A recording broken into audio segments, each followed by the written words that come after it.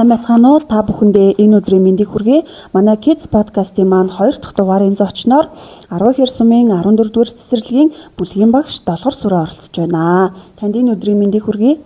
Баярлалаа. Танд бас энэ өдрийн мэнд хүргье. За баярлалаа. Тэгэхээр өнөөдрийн бидний ярилцах сэдэв бол хүүхдийн зөв хоолтын тухай ярилцгаага. За хүүхдүүдэд зөв хоолтын талаарх ойлголтыг та ямар арга замаар өгдөг вэ? За би одоо ажлын онцлогоос шалтгаалаад хүүхдүүдэд зөв хоолтын талаар тоглоомын аргаар хөгжүүлдэг байгаа. Хүүхдийг одоо бүлгээр ялгах тоглоом тоглуулдаг. За жишээ нь жимс ногоо, мах, үүр тариа ашиглан тэдгээрийг өнгө төрлөөр нь ялган ангилуулж тус бүр нь биед ямар ашигтай болохыг тайлбарлан ойлгуулдаг. За мөн хүүхдийг тогоож, худалдагч, үйлчлэгч болгон тоглоомын гол тогоо эсвэл жимсний зах болон тоглуулдаг байгаа.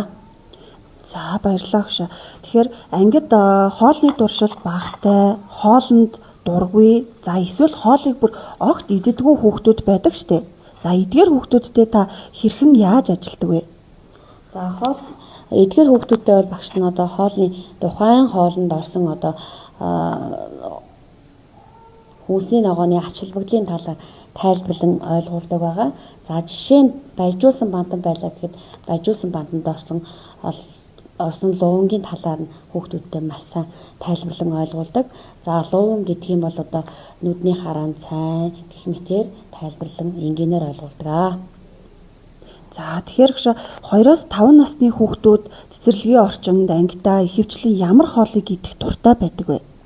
За манай бүлгийн тухайд бол зарим төрлийн хоолнд дуртай хүүхдүүд байдаг, зарим төрлийн хоолнд дургүй хүүхдүүд гэх мэтчлэн байдаг л да. Гэхдээ л ер нь дийлэнх хүүхдүүд маань бол бууз, хуушуур, котлет, төмсний хучмал, будаатай хуурга, мантуун бууз, ногоотой шүл зэргийг бол маш амтархан иддэг. За мөн манай цэцэрлэг луунтай талах, багсарсан бор хурал, баяжуулсан бантан, үзэмтэй талах зэргийг хүүхдүүдтэй хийж өгдөг нь хүүхдүүд маань маш амтархан иддэг байгаа.